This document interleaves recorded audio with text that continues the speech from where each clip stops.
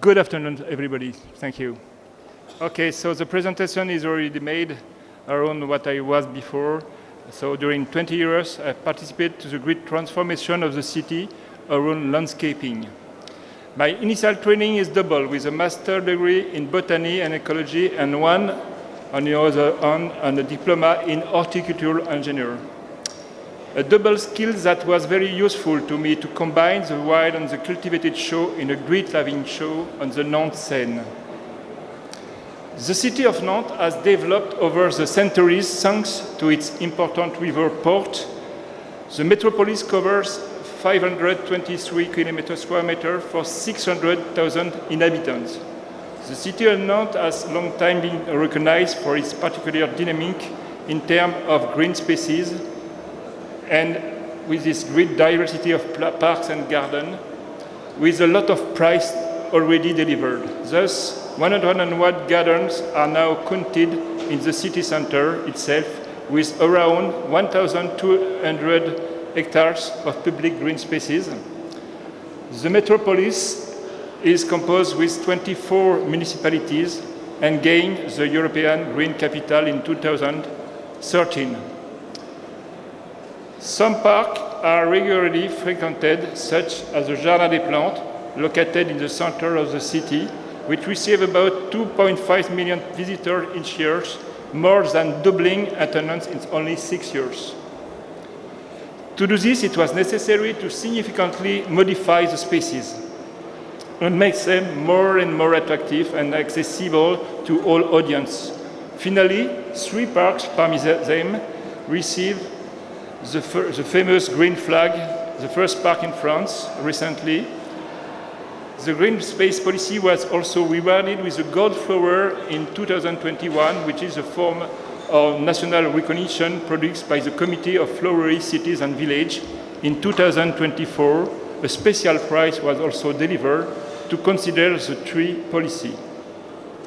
The tree policy is based on the new Charter Metropolitan with 3 rules. Each home enjoys 30 square meters of canopy in our neighborhood. And you have a wooded site less than 300 meters from one home to another workplace, your workplace. When you analyze the opinions of people, they formulate what they want to measure. The main reasons for visiting this garden are plants and animals, as they are most regularly cited. It is therefore a living show we organize. It's sought above all by the public. They are all touched by the first flowering and well beyond by playing with all the possibilities that nature offers us, and horticulture also. We have for that a wide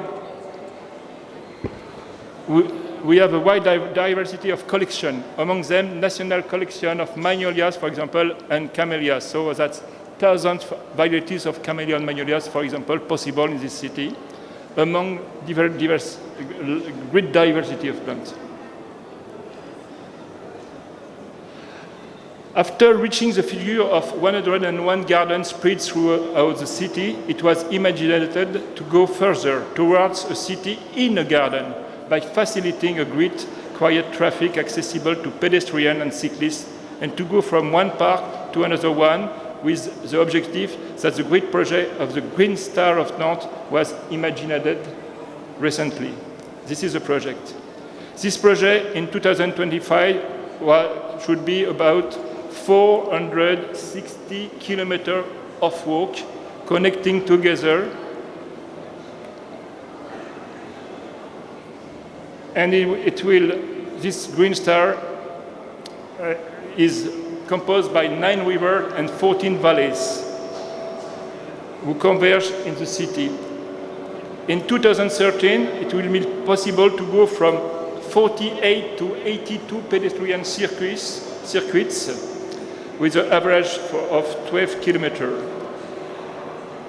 It will be interesting for the inhabitants, of course, but also for the tourism. Developing walking and cycling. The main axis of this star follows the Loire, which is why an urban transformation program was initiated with the help of landscape designers. By recalibrating public spaces around water and plants. It is interesting to review the image of the north forecourt of the railway station in 1968, a space totally occupied by cars that all converge on the same point. And now, the space is absolutely totally modified. And with the passage of the tramway, transformed by the Phytolab agency, a landscape agency in Nantes, it now perfectly connects the garden, the Jardin des Plantes, to the station. So the Jardin des Plantes comes out of its walls. Obviously, the trams that pass nearby and the construction of new bike paths are also reduced car pressure. This walk that starts from the station continues along the Loire from about 4 kilometers to reach a new extraordinary garden. The change is significant with the support of different teams of landscapers such Jacques SOIGNON agency here, but also Henri Bava's Terre agency, which by 2025 will transform new spaces to leave more and more room for walkers. Cities are now a refuge for nature. Obviously, the total cessation of the use of herbicides for several years has promoted this. In addition, the way our public spaces and green spaces are developed can also improve the reception of a great floristic diversity by implementing a great diversity of environments. One of the best examples is La Gaudinière Park, which in 1993 I had the chance to develop by staging a river that was previously channeled with new water bodies, waterfalls, and tons of rocks. The most positive aspect is the return of a beautiful faunal and floristic diversity, but also a complete improvement in the quality of highly oxygenated and purified water. And one of the surprises is the discovery of a strong colony of bursting toads. This site becomes the main reserve of this unusual species in our country. It is therefore a real satisfaction to know that from a developed project, it is possible to significantly increase the reception potential of an increasingly diverse nature. In the same way, we have totally transformed a city center car park organized around a river Lerne. Here are the last hours of operation of the car park after evacuation of this car. A photo taken in 2013. The site was at the time still chemically weeded. Now, since then, it has become one of the best spots for young people who have quickly adopted this place that has become more vegetal, with floating rafts that allow the reception of aquatic fauna. This modestly expensive layout has totally changed its function. Here, nature offers us a show on a daily basis. For example, this common noctule is a bat, which nests near great proximity above the basin in the hollow trunks of the plant tree. The last large garden, the 101, is called the Extraordinary Garden. It was designated by the Phytolab agency by valuing an old granite quarry near the Loire and creating big waterfalls. Part of the wild vegetation has been preserved by intercalating horticultural or exotic plants that offer us a real change of scenery. For example, here are cicadas that are obviously plants imported from Asia, but who nevertheless frequented our latitude a long time ago. This issue of welcoming biodiversity is taken into account in a general program for the years 2020-2023 under the name Biodiversity Oasis. It's project imagined and led by volunteer gardeners of my team, divided by sectors. They propose to increase the capacity of fauna and flora in a wide variety of sites, meadows, orchards, afforestation, etc. The issue of demineralization is a leitmotif for many managers everywhere in the world. We can consider that half of the pavement and streets will be suppressed in the next year with the increasing of the petrol cost. A quay near the Loire in the city center is a good example. It was obvious that this ungrateful car park did not have a great future ahead of it. And that is why the mayor of Nantes in 2018, Joanna Roland, asked me for an intermediate development opportunity while waiting for the general development project of the Nantes Promenade that would join the extraordinary garden. Thus designated in less than 9 months, this event project hosted part of the municipal nursery. The spaces was named and their place of destination was given in connection with the future project of the city. That place is now taken over by the Terre Landscape Agency as part of the grid development project of the Nantes Promenade. The demineralization continues with the full Earth program on about 10 kilometers of sidewalk. A new stage for greater permeability in the city. In a simpler and less expensive way, a non-visual artist named Evor transformed in his own way a totally mineral space in the city center, an interior courtyard of a concrete building. He's just a tenant, and in 10 years he has implanted thousands of above-ground pots by creating a space now called indoor jungle. It is possible now to contemplate this exuberant garden from a viewpoint that we have built on public space in order to have a place of observation. It can be hoped that wherever there are still art spaces of this type, a man's energy alone could change everything. The strategy of developing outdoor public spaces has changed considerably in recent years. So, for example, here in front of the City Hall, it was possible to admire flower beds or annual plants for prestigious contemplative spaces. It was decided here, as in many other places, to make the space much alive by allowing vegetable crops, but also the planting of fruit trees. In the same way, participatory seedlings are open to citizens with the program My Flowered Street, which distributes seeds that allows 3,000 people to make by themselves plantation on the sidewalks of the metropolis. These new spaces can also be spaces for meeting and plant production. Thus, after creating Gourmet Station in 2008, a broader program named Nurturing Landscape was set up in 2021 to meet a need for the production of quality organic vegetables for population in difficulties, especially at the time of the COVID epidemic. Vegetable harvests are measured and staged on slates. They are carried out with the help of associations that support the most vulnerable population. This great live show, of course, is animated. In Nantes, we have the ability to produce events that transform and test spaces, and that is, in some cases, become permanent. This was the case, for example, area for the floating gardens of the prefecture, which was initially only an event project that has become today a sustainable project with the support of the public, which also largely asks for its extension. During the summer season, we invite artists to animate our gardens. The Jardin des Plantes was one of the reference spaces for these artistic events. But this is also the case for events such as La Folie des Plantes on the right, a festival appreciated by the public every first weekend of September around a magnificent castle at the Parc du Grand Blotreau. Along the river, just under, an artist, Marie-Hélène Richard, reused plant trees, pruning wood, and only by a play of colors created the event. You can see also the street artist Pedro came out of his usual context of intervention by staging original colorful works in the plant garden. And the last picture is the incredible mechanical creature of François de Rosier, not here, after.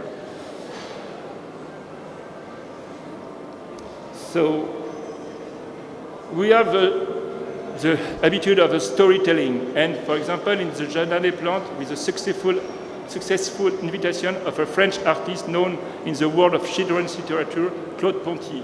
A plum chic arrived composed by our own teams of gardeners, and a saga took place on several years when the chick reappeared in the garden in the most incredible situation. The public was largely involved in the realization of this project. And the last year, for example, a big party was organized to celebrate the new arrival of the giant chick. to create this great living show. It is interesting to talk to street theater specialists, such as the duo of François de la Rosière and Pierre Orefis, the famous designate of the giant mechanical elephant, but not only, that is now wandering around the city. It has become one of the greatest attractions on the Atlantic coast right now. With these same people, we continue to maintain close relationship and have imagined in Nantes a show that now circulates around the world, the Aérofloral, as here in Montreal in 2022. I am now recently retired, but I took here a new role as botanist of the expedition around an equally musical show. Plants are here manufactured with experiments that mix reality and fantasy. Beyond that, it is a real show in which a very large audience participate and assimilate knowledge about ecology in general. All these shows are followed by million people, really. The live show continues now with artists such as Jean Julien, who is initially a cartoonist and who conveys a message around the necessary revitalization of the city, which characters like that. One guide, for example, climbing plants on the facade of the town hall, or unroll green carpets instead of the asphalt on the parking lot. We are now waiting for the IFLA International Congress Architect in September 2025, and today we believe that they have an important role in the upcoming change of the revitalization of the city. So that is my team you can see here with 500 people about. That is the Congress for September. And so now part of my charge is to be in charge of an association who preserve and develop the diversity in France about horticulture and about wild plants. And with that, we have a great, the botanical treasure of France is considered. Last picture, okay, welcome soon in Nantes for the Congress IFLA, maybe in September, and for other cases if you want, so you can keep contact with me if you need that. Thank you very much. That's all.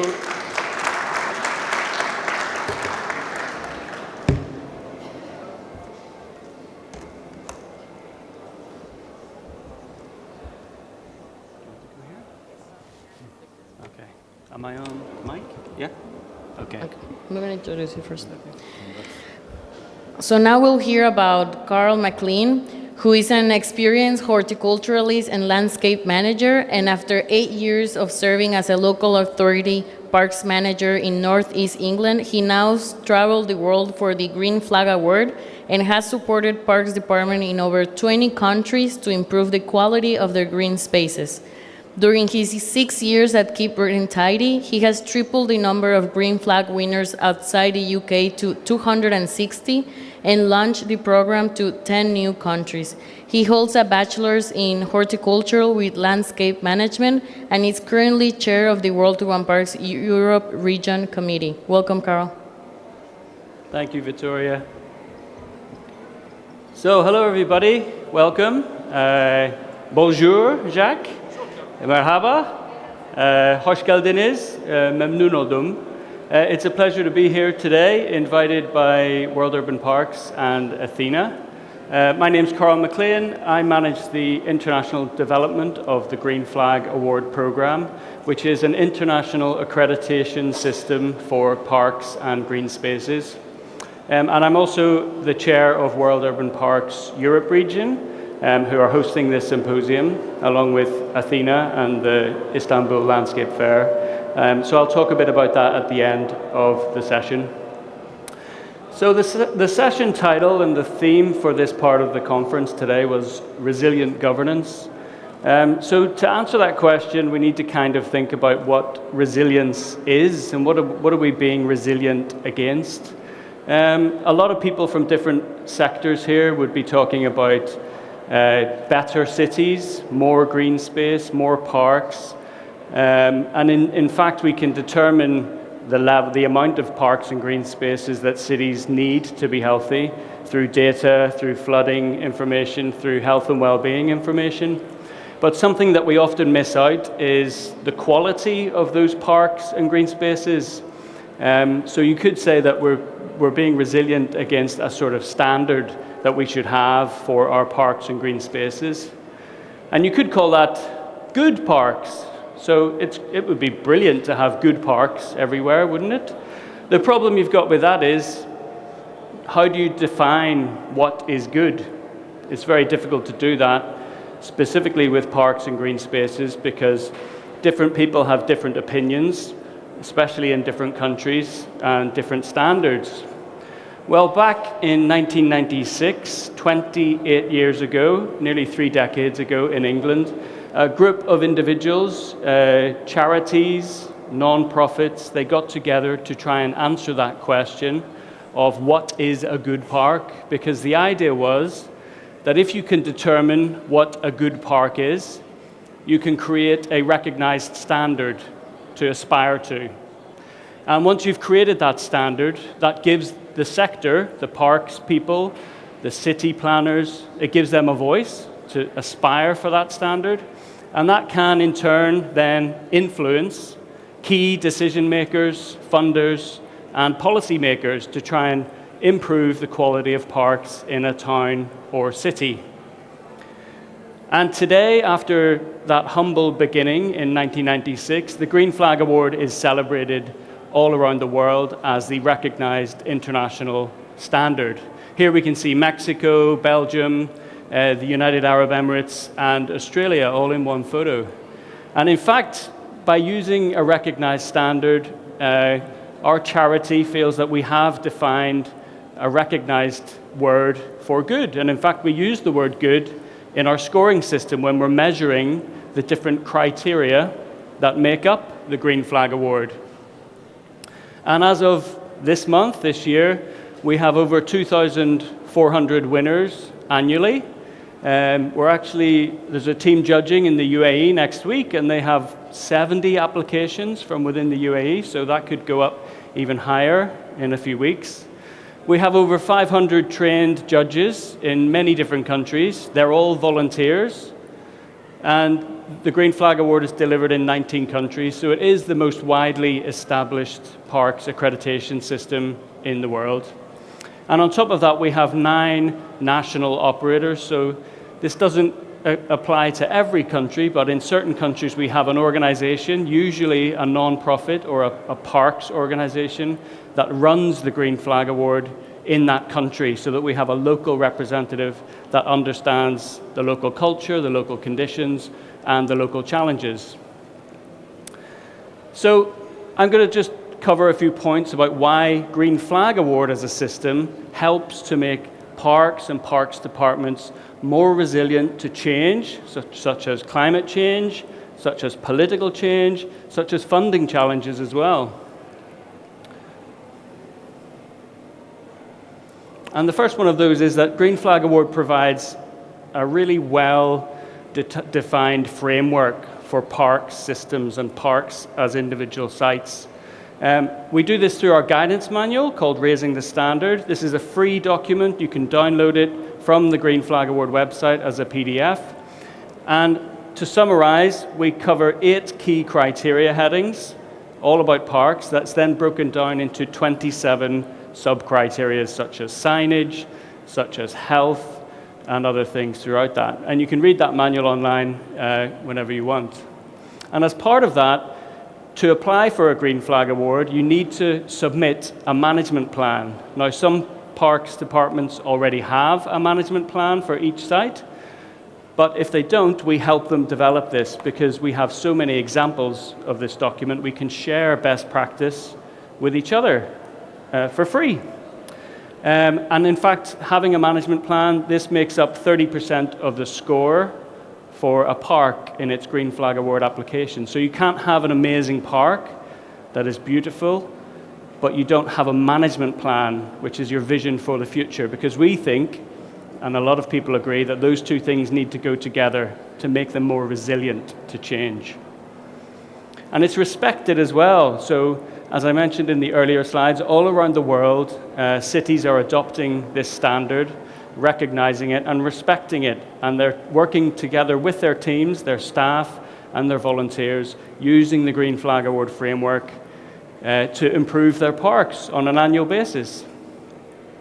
Some of them are on the screen now, including Denizli and Istanbul. Some of you might have visited Büyükdere Ataturk Nursery earlier in the week, which won the Green Flag Award just this year. And other major cities and organizations like the Royal Parks in London have used the Green Flag Award for all of their parks for well over 10 years in London.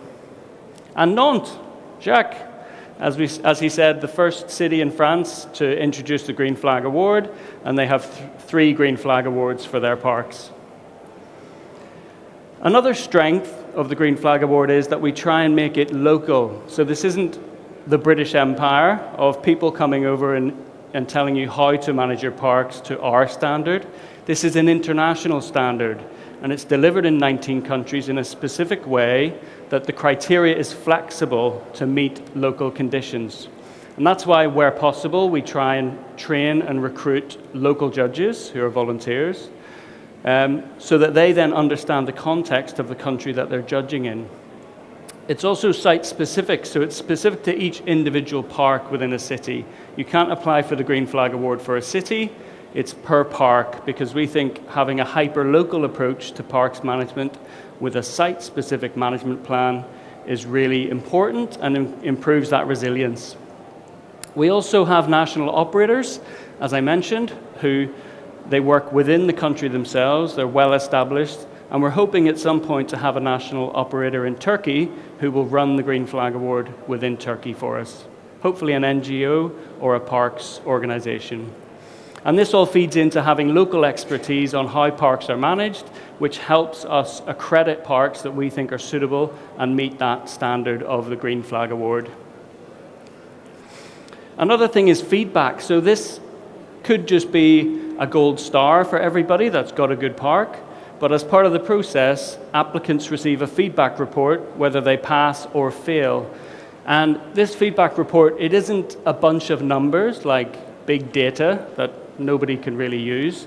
It's qualitative data, so the judges are writing explanations for where the strengths are in the park and celebrating that, but they're also highlighting recommendations that need to be made on where the organization could improve in their management. And this feedback doesn't necessarily need to stay with the park manager or within the parks department. You can imagine this is independent feedback, kind of like a consultation report built into an award system. So if a park manager is smart, they'll take that feedback and they'll send it up the chain to a political level and say, independent judges are saying we need to improve this, this, and this. So potentially we could get some more funding, staffing, and resources to do that. And also it's an annual process because parks can decline very quickly when they're not resilient to change, when funding gets stripped, when staffing is reduced, and when decisions take place at a political level. Within a few years, the condition of a park can really reduce. So the Green Flag Award is an annual system. Every year, we send judges to every park. All 2,500 parks receive a judging visit every year, and we coordinate all of that with our partners in other countries. And finally, probably one of the most important things is that it's political. You know, as I said, this doesn't just need to stay within a parks department. The Green Flag Award is attractive to political operators, and in this photo, all the red arrows are pointing to mayors of major towns and cities around the world. The mayor of Brisbane on the left, tweeting about the Green Flag Award. Up in the UK, this is in London, a city in Spain called Huesca, and in South Korea, in Pohang. And the good thing about this is if mayors and politicians are involved from the start of the process of applying for a Green Flag Award, they understand that you're working on this journey to achieve a standard. It's quite easy to follow. And this also creates another level of resilience in that mayors will attend the Green Flag Award ceremony, they'll get their photo taken, they'll raise the flag up in the flagpole, and they'll celebrate. And this is a great thing, a real positive announcement. So if in the future that mayor or those politicians are talking about reducing your budgets or removing your staff, you can say, hey, come on back, can you take the flag down? you take it down for us because we're going to lose this standard if you reduce our budgets any further. So it can be used in that way as well. So it's a resilient system. I've summarized it down to 5 key areas. But I want to also say that this is a really positive award, a friendly award, and it really is a celebration that recognizes the hard work of managers, staff, volunteers, and the community that are involved in managing parks on a daily basis.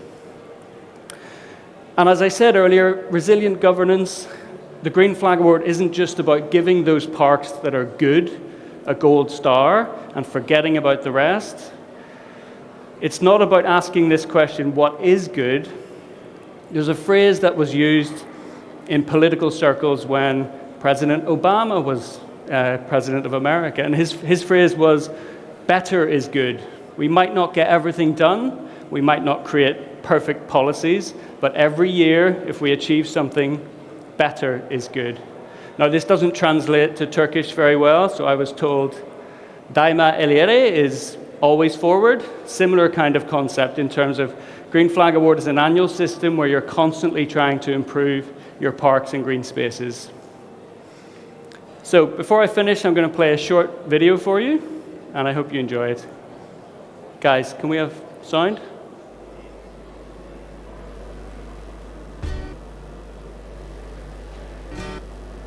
Nope. Parks are great. They're at the heart of our community, making where we live happier, healthier and greener. The Green Flag Award is the recognised standard for well-managed parks and green spaces all over the world. Every year we accredit thousands of Green Flag Awards highlighting the best places to visit and enjoy. Our winners are committed to making parks the best they can be for their community. Annual inspections identify and reward good practice, providing recommendations for future improvements. Every year, our team of over 1,000 volunteer judges assess each park that applies. They have experience in the landscape sector, so they understand how parks and green spaces work. They look at 8 key criteria. A welcoming place is one with good entrances, signage and access for all. They check how healthy, safe and secure the facilities, equipment and activities are. Site features must be well maintained and clean, including landscapes, buildings and other structures or equipment. With environmental management, parks should reduce their impact and respond to climate change. A focus on biodiversity, landscape and heritage supports the conservation of habitats and historic features, whilst an emphasis on community involvement recognises that it's the people that really bring a park to life. Marketing and communication celebrates all the park has to offer, encouraging more people to visit and explore. Finally, good management and working to an agreed plan is essential whilst involving the local community. The Green Flag Award is the most established scheme in the world, covering a diverse range of criteria. And our winners are equally diverse, from city parks to nature reserves. Any green space that is free to enter can apply. But most of all, the award recognises the hard work of the people behind the places, the management, staff and volunteers. It's a celebration of these amazing spaces, so you can be proud to have the Green Flag Award at the heart of your community. To apply or find out more, get in touch with us today. Thanks for watching that, and I hope that we're going to see a lot more Green Flag Awards in Turkey over the next couple of years, and we're going to work closely with different municipalities to support that. And before I finish, as chair of World Urban Parks, I'd just like to add that World Urban Parks is a fantastic organisation to be a part of. As representative of Green Flag Award, we found it great to network with other parks professionals. And within the Europe region, we hold regular meetings, we hold a series of webinars, we communicate with each other about challenges that we're facing in the park sector, and we have this kind of solidarity, someone else we can talk to within the industry and discuss how we can make parks better around the world. So if you're interested, have a look at the World Urban Parks website and consider joining us either as an individual or as an organisation from your municipality, company, or parks organisation. And if you want to contact me, visit our website or come and see me at the end. I have some flyers and information that I can give out to you. So thank you very much. Teşekkür ederim. Köprüden önceki son çıkış isimli bir sunum yapmak istedim. Bunun temel nedeni biraz dramatik bir şey, köprüden önceki son çıkış, farkındayım. Ama hani artık çok fazla standart konuşmalarla meslek adına duyduğum endişeleri dile getirmekte zorlandığımı hissettiğim için belki biraz böyle provokatif bir şeyle başlamak istedim. Yeri gelmişken çevirmen arkadaşıma çok teşekkür ediyorum çünkü bir dönem o işi yaptım. Çok zor bir iştir. Emeğinize sağlık. Çok teşekkür ederim. Onu da söylemiş olayım. Bu köprü Memphis'ten Arkansas'a giden köprü ve benim için köprüden önceki son çıkışın hayatımdaki en trajik örneklerinden bir tanesi. Mississippi'de çalışıyorken Tennessee'de, Mississippi'de Mud Islands Park diye bir park var. Onunla ilgili bir sunum yapmamı istemişti hoca. İşte gideyim dedim, bir takım şeyler çekeyim. Bir çıkışı kaçırdım gerçekten ve o beni Arkansas'a gönderdi. Başka bir eyalete geçtim.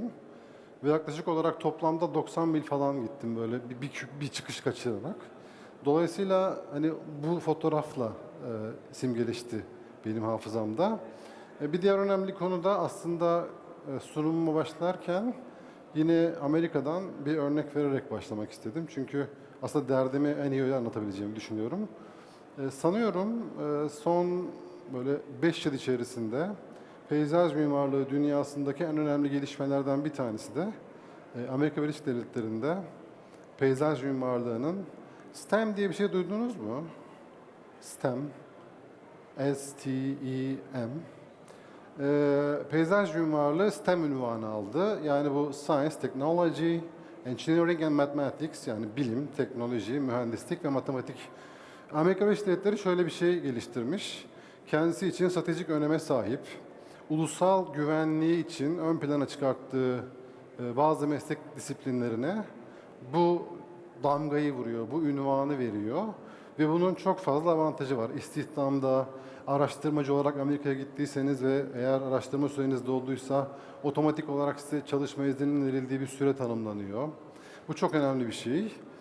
Ve kişisel olarak da peyzaj mimarlığı dünyasında son 5 sene içerisindeki en önemli mesleki gelişmenin de bu olduğunu düşünüyorum. Çünkü bir hükümet tarafından, merkezi hükümet tarafından bir meslek disiplini, ki bu bizim meslek disiplinimiz, kuvvetle muhtemel sizin de öyle ya da en azından komşu meslek disiplinlerinden olduğumuzu düşünüyorum. Ulusal güvenlik açısından çok önemli olduğu yönünde bir ünvan aldı ve bununla ilgili çok ciddi avantajlar sağladı. Şimdi biz şunu düşünmeliyiz. Peyzaj mimarlığı bu ünvanı aldı Amerika'da, evet. Ama genel geçer anlamda bilimin, teknolojinin, mühendisliğin ve matematiğin neresinde? Çünkü ben kişisel olarak meslek disiplinimizin ortaya koyduğu ürünlerin daha çok güzel, çirkin, cici gibi böyle sıfatlarla tanımlandığını düşünüyorum. Bu anlamda bir önceki sunumdan da gerçekten çok mutlu oldum. Çünkü çok benzer şeylerden farklı bir dille bahsedeceğim. Ben 2000 mezunuyum. 25 yıldır peyzaj mimarıyım. Uzunca bir süre bir proje ofisi yönettim. Son 5 yılda da bireysel olarak yurt dışına peyzaj performans analizi raporları hazırlıyorum ve hayatımın en güzel günlerini yaşıyorum diyebilirim. Yani emek başına kazanılan para açısından da, iyi hissetme açısından da oldukça güzel bir dönem doğrusu. Bununla alakalı da hemen şöyle bir giriş yapayım. Peyzaj performans analizi niye önemli? Aslında bir önceki sunumda bahsedilen hani iyi nedir diye konuşuldu ya, hani böyle iyi tanımlamak lazım. Dünyanın birçok yerinde de bu buzdolaplarında olan bir enerji sınıflaması vardır biliyorsunuz. A+, A, B+, B. Şimdi mesela en son yoğun olarak çalıştığım Japonya'dan şöyle bir örnek vereyim. Eğer bir peyzaj projesi B ise, yani B+, A ve A+ değilse çok fazla uygulamaya yanaşmıyor yönetimler bu projeyi. Eğer B+'ın altındaysa bunun upgrade edilmesi için bir takım düzenlemeler istiyor. Bunun da mantığı şu. Yani bir ceket alırken bile ya da palto alırken bile ödediğiniz fiyatın karşılığında sizi ne kadar soğuktan koruyacağını sorguluyorken peyzaj mimarlığı gibi ürünlerin çok daha pahalı olduğu, fazla para gerektirdiği bir alanda bu parayı yapacağız ama bize nasıl bir fayda sağlayacak sorusuna çok ölçülebilir, somut olarak ortaya konulmuş ve mümkünse sayılarla kanıtlanmış bir cevap isteniyor. Bu sunumu yaparken bir metafor kullanacağım.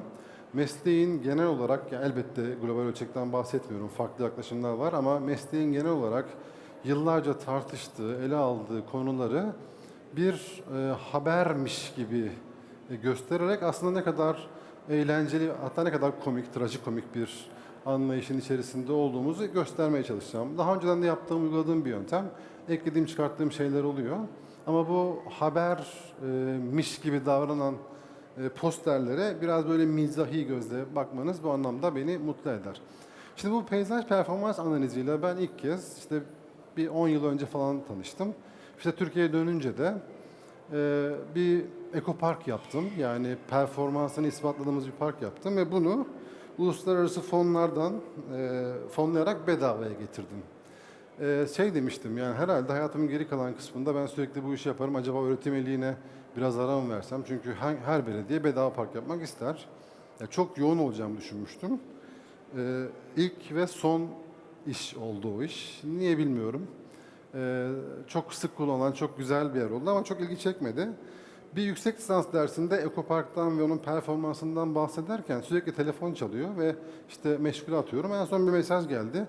Hocam işte belediyeden arıyoruz. Belediye başkanımız görüşmek istiyor. Tam da o konudan bahsediyorum ki Allah'ım bu bir işaret. Tam ekoparktan bahsederken o belediyeden telefon geliyor. Ve belediye başkanı hemen görüşmek istiyor. İzin istedim öğrencilerden. Bir 10 dakika erken bitirdik, sonra telafi ettik. Gittim, dedim işte girdim, başkanım beni işte görmek istemişsiniz ve aklımda şey var, yani ekoparkın yenisini yapacağız. Dedi ya bir Trabzonsporlu futbolcu geldi, İngilizce bilmiyor kimse burada, konuşamıyoruz, sana zahmet bize böyle tercümanlık yapar mısın? Benim için bir kırılma anıdır. Ondan sonra biraz böyle işte bu sunuma neden olan yaklaşımları getireceğiz. Şimdi ilk haber. Şimdi düşünün, böyle bir haber gördünüz. Tıp dünyasında önemli tartışma. Reçeteler elle mi yazılsın, bilgisayarla mı? Değerli meslektaşlarım, 20 sene bunu tartıştık. El çizimi mi, bilgisayar çizimi mi? Oysa reçeteyi tanımlayan şey, reçetenin içerisinde ne yazdığıdır, tedavi sürecidir. O kadar gereksiz bir tartışma ki 20 senemizi yedi. Şimdi yapay zeka çıktığı için artık bunlar çok komik gelmeye başladı. Ama bundan 5 sene önce kuvvetle muhtemel yine tartışılıyordu. Hoca geliyor, ben bir öğretim üyesiyim, hoca olarak söylüyorum. Ben el çizimini işte çok severim, çok inanırım. Ya bu bir din değil, buna inanılmaz. Ya bu bir bilimsel altyapısı olan bir sanat ve bir performans ortaya koyarsın. Bunu elle mi koyarsın, burnunla mı çizersin, ne yaparsın bilmem ama önemli olan şey yaptığın ürünün niteliği. Ama bizim 20 yılımızı bu yedi. Ben el çizimine, ben bilgisayar çizimine inanmıyorum. Yani bu din değil. Buna inansan ne olur, inanmasan ne olur. Ben kişisel olarak iPad'de eskiz yapmayı çok seviyorum. Modellemeyi çok seviyorum. İlk aşamadan 3 boyutta görmeyi çok seviyorum. Yakup Hazan'ı tanıyor musunuz? Mimar. Hava alanlarını yapan çok değerli bir mimar abimiz. Mesela o direkt maket yapıyor. Eskizleri maket olarak yapıyor. Yani şimdi şöyle düşünün. Tenis oynayanlar bilirler. Hani bu forehand'tir, bu da backhand'tir. Backhand çift el vurulur. Forehand tek el vurulur. Ve siz tenis oynamaya başladığınızda size şey derler. Yani çift el forehand olmaz. Yani bu kuraldır çünkü işte ekstansörlerinizi zarar gösterirsiniz falan. Ama Monica Seles çift el forehand vuruyordu ve dünya şampiyonuydu. Ya şimdi yok mu yani? Hani evet genelde yok ama dünya şampiyonu kadın vuruyordu ve yapıyordu bunu. Dolayısıyla kurallar, standartlara verirler. Ama önemli olan şey içerik nedir, performans nedir? 20 yılımızı yedi bu tartışma. Elle mi, bilgisayarla mı? Artık yapay zeka çıktı. Tartışma eskidi. Yine çok sık başımıza gelen bir olay. Hastayı kaybettik ama ameliyat müthiş geçti. Harika bir ameliyat geçirdik ama hastayı kaybettik. Şimdi zaman zaman rastlıyorsunuzdur. Peyzaj mimarlığı ile alakalı yapılan her iş aslında çok iyi gözüküyor kağıt üzerinde. Herkes kendi projesini anlatıyor. İşte belediyeler. Bazen şöyle bir şey oluyor. Şimdi belediye başkanı bir tweet atıyor. Diyorum ki Allah'ım bu projeyi ben yapsam ya bu açıdan çekmezdim bari fotoğrafını diyorum. Yani zaten iş çok nitelikli değil ama bir de öyle bir çekmiş ki yani çok ilginç. Ama sonuç itibariyle herkes ameliyatın çok başarılı olduğunu söylüyor. Dünyada da genel anlamda böyle. Gerçi hani dünyanın bence sosyal gelişmişlik, ekonomik gelişmişlik seviyesiyle peyzaj mimarlığının ortaya koyduğu işlerin niteliği arasında bir korelasyon var. Ama bunun da istisnaları olabiliyor. Ama şu konuda anlaşmamız lazım. Eğer hastayı kaybettiysek ameliyat kötü geçmiştir. Bu anlamda eğer peyzaj mimarlığı bugün arzu ettiğimiz prestije sahip değilse, arzu ettiğimiz kümülatif etkiyi oluşturamıyorsa, çok fazla birbirimize ne kadar iyi olduğumuzu anlatan ifadelerin içerisinde bulunmanın da bir anlamı yok. Sonuçta bu geminin içindeyiz ve gemi sallanıyor. Dolayısıyla birkaç senemizde bunun yediğini söyleyebilirim. Şimdi bu bir Jacques, biliyorsunuz çok ünlü bir basketbolcu ve sevgilisi, yani proporsiyon olarak yani karşıdan bakınca alışıldık bir proporsiyon oranı değil bu. Şimdi düşünün, Jacques'ın sevgilisi Jacques'tan ne bulduğu sorulduğunda işte annesinin uzun boylu birini bulmasını tavsiye ettiğini söylüyor. Şimdi bu da yine meslek adına bence içinde bulunduğumuz hatalardan bir tanesi, o da şu: orantısız abartma. Her şey olabiliyor. Belli dönem belli şeyler çok moda oluyor. Yani şimdi görüyorsunuzdur, işte küresel iklim değişikliği. Tamam, küresel iklim değişikliği çok moda bir tabir. Bu arada küresel iklim değişikliği ile ilgili bir kitap yazmaktayım. Yani çok önemli olduğunu düşünüyorum o konunun, ama derdim şu: yani herkes dünyayı kurtardığına çok emin ve çok fazla abartıyor. Yani bir kent parkı yapıyor, çok küçücük, ve o parkta dünyayı kurtardığını söylüyor. Yani kümülatif etki olarak tamam, ama etkiyi abartma konusunda da bence çok verimli davranılmıyor dünyanın birçok yerinde. Şimdi bir kelime, sürdürülebilirlik, sustainability, duyarsınız. Şimdi herkes bu kadar sürdürülebilirlikten bahsediyor. O zaman dünya niye bu halde? Yani bir sonraki, yani bundan sonraki slaytlardan birinde de bu konuya değineceğim. Mesela bana şu ana kadar hiç kimse şey demedi: ya bu kadar konuşuyorsun sürdürülebilirlik. En son nerede yağmur bahçesi yaptın? Niye sorulmuyor bilmiyorum. Yani insanlar merak mı etmiyor, önemsemiyor mu?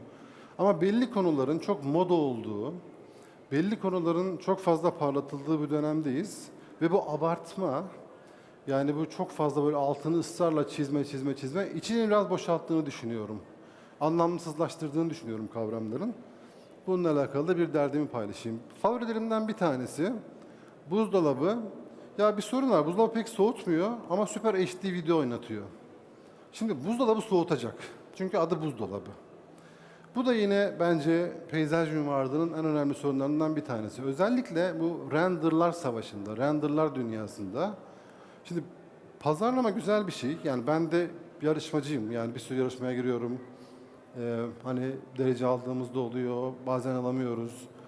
Ama şimdi mesela en son böyle çok canıma sıkıldığı bir şey. Ya bence bizim ekibimizin en iyi projelerinden biriydi ve derece alamadığımız bir yarışmadaydı.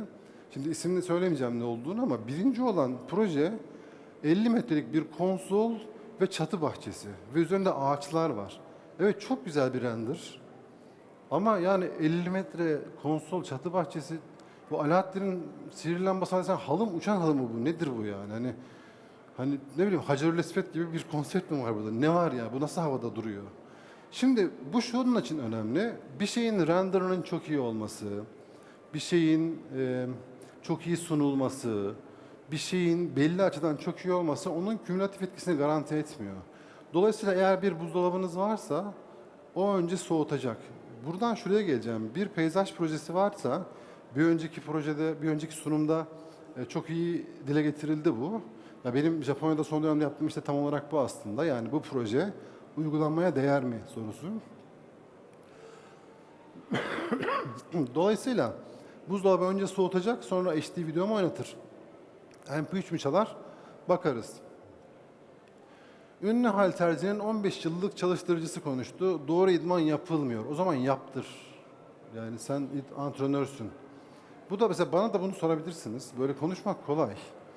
Yani herkes bir konuda konuşurken böyle çok olaya hakim, herkes bir takım şeylerin değişmesi gerektiğini söylüyor, ama değişmeye gönüllü çok fazla parametre yok.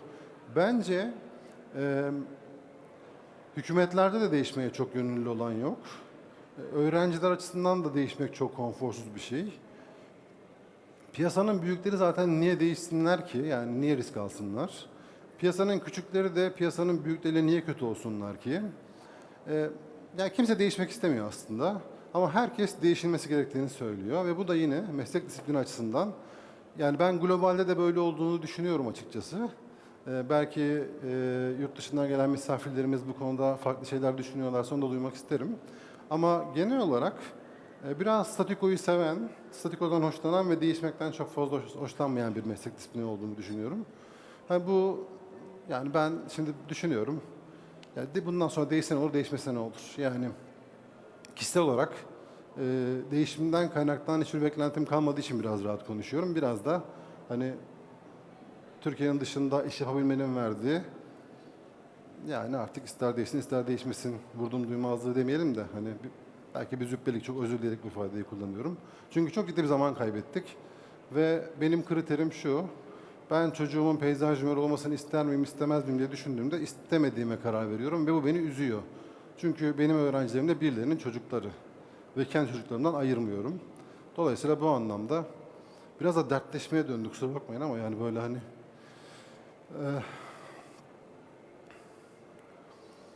berberin isyanı, sanki ilik nakli yapıyoruz. Bence bu da peyzaj mimarlarının yaptığı işi biraz küçümsemelerinden mütevellit. Ben buraya Edirne'den geldim. Edirne'de bir toplantıdaydım. Karar verme mekanizmasında etkili bir komisyon üyesiyim ben. Bazı projelerin onaylanması için işte bizim onayımızdan geçmesi gerekiyor. Bir hibe projesi, yani engellilere yönelik, engellilerin rahatlıkla kullanabilmesine yönelik bir proje geldi. Pafta'nın bir kısmında engelsiz çocuk oyun alanı var. Arada 3 metre var. Sol tarafta da tuvaletler var ama tuvaletlerde engelsiz tuvalet yok. Ya dedim ki, şimdi bu hani bu sınır, hani engelli dostluğu olması ya. Ya dedim, şimdi ben bu şeyi verecek adam olsam, fonu sağlayacak adam olsam derim ki yani bakın bu 3 saat önce başıma gelen şeyden bahsediyorum. Engelsiz bir çocuk oyun alanı, yanında engelsiz tuvaletin olmadığı işte hanımefendiler için ve erkekler için bir tuvalet. Ya dedim ki meslektaşıma, o belediyede çalışan değerli meslektaşıma, bak bunu düzeltelim. Çünkü karşımda bir mimar oturuyor, çok sevdiğim bir arkadaşım, çalışma arkadaşım ve bıyık altından gülüyor. Çünkü bu fahiş bir hata. Dedi ki bana, işte buraya geliyoruz, sanki ilik nakli yapıyoruz. Ya hocam ben onu telefonda hallederim, sen onayla da zaman kaybetmeyelim. Bunu diyen peyzaj mimarı ve peyzaj mimarına diyor. Dolayısıyla hiç kimse kendi mesleğimize bizden daha fazla saygı duymaz diye düşünüyorum. Bu anlamda bence peyzaj mimarlarının daha hassas davranmaları lazım. Bir başka önemli konu, peyzaj mimarlığı çok geniş bir alan. İçinden belki biraz zorlasak 25-30 tane meslek çıkar. Yani bunun mevzuatı var, finansmanı var, teknolojisi var, projeciliği var, uygulayıcılığı var, keşif metraj kısmı var, böyle sabaha kadar sayarız. Şimdi çok sık karşılaştığım bir şey, birine bir şey soruyorsun, özellikle bu bahsettiğim komisyonda. Diyor ki o benim ilgi alanım dışında. O zaman bu mesleği ya ilgi alanımıza göre parçalayalım. Mesela Mississippi'de böyle peyzaj mimarlığı ve peyzaj müteahhitliği bölümleri var. Yani Mississippi State'ten mezun olduğunuzda 3. sınıfta şeyi seçebiliyorsunuz. Ben peyzaj mimarı mı olayım, peyzaj müteahhiti uygulayıcısı mı olayım? En azından ikiye bölmüşler. Yani böyle bir seçim var. Ya belli ki böyle bir şeye de ihtiyaç var. Çünkü hiç kimse konunun tamamına hakim olamamaktan, herkes, düzeltiyorum, konunun bütününe hakim olamamaktan şikayetçi. Oysa konu çok geniş bir alana hakim olmayı gerektiriyor. Dolayısıyla her kanuna çalışmalıyız. Bir avukatın bir kanuna çalışmaması ne kadar komikse, bir peyzaj mimarının da belli konularda bilgi birikiminde olması o kadar komik. Şarbonlu et üreten çiftlik kendini savundu. Gübrelerimiz Türk tarımını ayakta tutuyor. İyi de bana ne? İşin ne? Senden beklediğimiz performans ne? Bu da çok olan bir şey. Dünya genelinde de böyle. Yani olması gereken konuda çok iyi bir performans ortaya koyamayan herkes çok iyi olmak zorunda olmadığı başka bir alanda ne kadar iyi olduğunu anlatarak biraz vicdan rahatlatıyor, biraz performans ortaya koymaya çalışıyor. Bu da yine bence peyzaj mimarlığı dünyasının özellikle işte Orta Doğu kısmında oldukça önemli.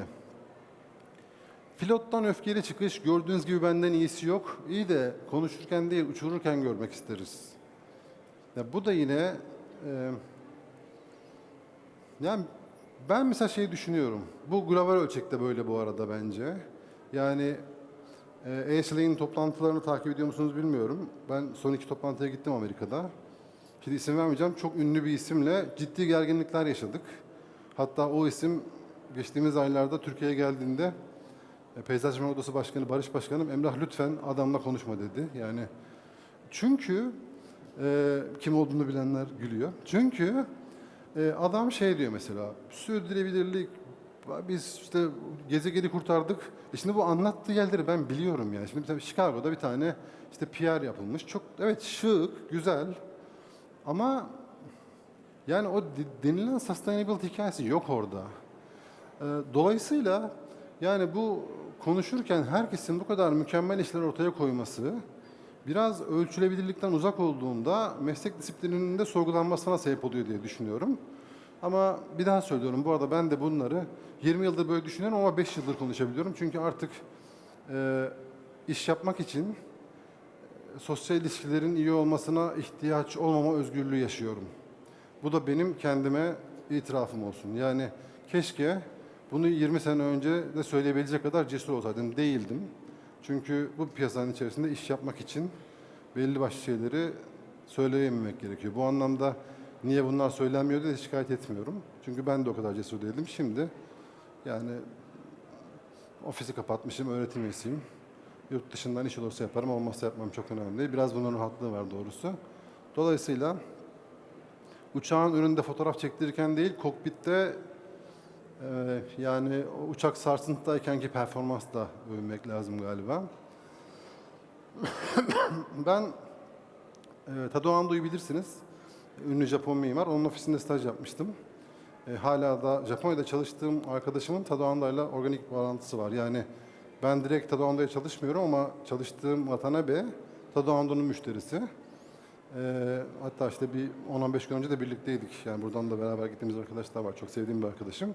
Şimdi Tadao Ando bu render'ı bundan 5 sene önce 20-25 bin dolara veriyordu. Yani onun ofisinden çıkan render 20-25 bin dolardı. Bugün yapay zeka diyorsunuz ki Tadao Ando Diyarbakır'da şu malzemeyle çalışsa nasıl bir fasat ortaya çıkardı? Pat veriyor. Dolayısıyla Tadao Ando'ya bunu yapan yapay zeka sizde bana neler yapmaz? Bunu da düşünmek lazım. Özellikle projecilik konusunda, hani yaratıcılık konusunda, ürün ortaya koyma konusunda bir takım kaygılar oluştururken yapay zekanın mesleğin yüzde kaçını götürebilecek kapasiteye sahip olduğunu da iyi düşünmek lazım. Çünkü adam yani 25 bin dolarlık bir kalemi silmek zorunda. Çünkü hepimizin cebindeki bu ChatGPT falan bunları halledebilir artık. Böyle bir sorun var. Çiftçi Ahmet gündemi değerlendirdi. Çip göz otomotiv sektörünü batırır. Bu da biraz diagrassing denen bir şey var ya, yani konunun yüzünden uzaklaşma. Şimdi peyzaj mimarları her konuda konuşuyor. Yani her konuda fikri var. Depremle ilgili konuşuyoruz. Ya kardeşim hani bu parkı yaptık da ne oldu? İşte iyi park, good park nedir? Yani bu parkı yaptık da ne oldu sorusunun cevabı hariç her şeyi konuşuyoruz. Oysa dediğim gibi bir mont almaya gittiğinizde verdiğiniz paranın karşılığında o montun sizi hangi soğuk derecesine kadar koruyabileceğini biliyor olursunuz. Ama bunu peyzaj mimarlığı örneklerinde maalesef göremiyoruz. Konunun yüzünden ayrılmamak lazım. İkidir yanlış tuşa basıyorum. Yıldız futbolcu smaç basamıyor. Messi çok çalışmalı. Basamaz çünkü Messi futbolcu. Dolayısıyla alanımızın dışarısındaki işlerde iş alanı açmak için gidip mağlup olmaya gerek yok. Bizim zaten çok geniş bir alanımız var. Bununla alakalı şöyle bir örnek verebilirim. Ya da genel olarak şöyle konuşabilirim. Peyzaj mimarlığı meslek disiplini aslında böyle her şeye talip olma konusunda çok cevval bir meslek disiplini.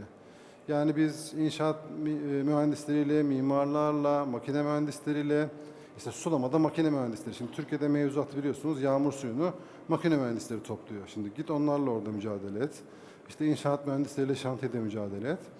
Ya galiba bizim bir iş tanımını yapıp yani Messi basketbol oynamasın, smaç basmasın, işimiz neyse onu yapalım. Çünkü çok fazla mağlubiyet aldığımız zaman da kümülatif olarak motivasyonumuzun bozulduğunu düşünüyorum. Bu anlamda da bence bir sorun var. Bir de çok önemli bir sorun olduğunu düşünüyorum. Biz iyi ile yeniyi karıştıran bir meslek disipliniyiz. Yine bir önceki sunuma atıfta bulunacağım. Hani iyi park nedir sorusu var ya, hani böyle ne iş yapıyor bu park? Biz yeni olan her şeyin iyi olduğunu zannediyoruz. Yani bu hani bu formu iyi bulan var mı içinizde bilmiyorum. Belki de vardır. Yani sonuçta yani bu hani izafi bir şey. Ama yine de ya bir şeyin yeni olmasıyla onun iyi olmasının farklı olduğunu bilmek lazım. Çünkü kullanıcı buzokayı yutuyor genellikle. Bir şey yeni olduğunda, oraya hücum edildiğinde yönetici de belki tasarlayan genelde pek öyle olmuyor da hani öyleymiş gibi davranıyor belki. Yani yeni olan her şeyin talep görmesi, yani yeni olduğundan dolayı talep görmesiyle iyi olduğundan dolayı talep görmesi arasındaki zamana bağlı performansını da düşünmemiz lazım bence. Bunun da çok göz önünde bulundurulmadığını düşünüyorum. Bitiyor, çok az kaldı. Superman varyansın etti, Ege'de kafe açacağım. Bu biraz kendim gibi, yani Superman değilim elbette ama yani böyle bir yere geldikten sonra gerçekten yani şu anda yani peyzaj mimarlığının klasik meslek anlayışı içerisindeki projeciliği bana böyle verseniz, yani diyorum ki şu arkadaş var çok iyi, onunla çalışabilirsin. Ya çünkü bu güzel, çirkin, tatlı, cici, şurada şey, bu sıfatlardan artık çok yoruldum, çok boğuldum ben. Yani ölçülebilir performans ortaya koyduğunuz zaman, yani ona alıştığınız zaman bu sıfatlarla uğraşmak gerçekten çok bunaltıcı geliyor insana.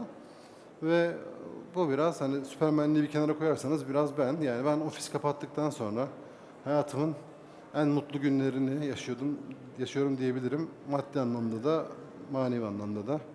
Yani bunu da gençlere yapmamak lazım. Ben hani ya belli bir yaşa geldim. Hani belli bir şeyler kazandım bu meslekten çok şükür. Çok sevdiğim bir mesleğim var hala. Ama platonik seviyorum. Dolayısıyla yani Superman bu gençlere, özellikle yeni nesile hani bunu bence yaşatmamalıyız. Sanıyorum son slide bu. Bitiriyorum. Einstein Fos çıktı. Okuma yazması olmayan adam ondan daha iyi çıktı. Şimdi burada konuşuyorum. Konu ne? Şimdi Einstein deyince aklımıza fizik geliyor ama yani mesela ilkokul mezunu veya diploması olmayan okuma yazması olmayan adam mesela kaynakçıysa eğer ondan daha iyi olabilir. Bunu da şunun için söylüyorum. Yine kaybedeceğimiz savaşlara girip meslek disiplinini olmayacak böyle mağlubiyetlerle yüzleştirdiğimiz zaman o ciddi bir motivasyon ve prestij kaybına sebep oluyor. O yüzden başta söylediğimi sonunda söylüyorum. Mesleğin çalışma alanının iyi tanımlanması ve bu konuda iş ortaya koyabilecek meslektaşlar üretilmesinin son derece önemli olduğunu düşünüyorum. Yanılmıyorsam son slayttı. Sabrınızdan ötürü teşekkür ediyorum.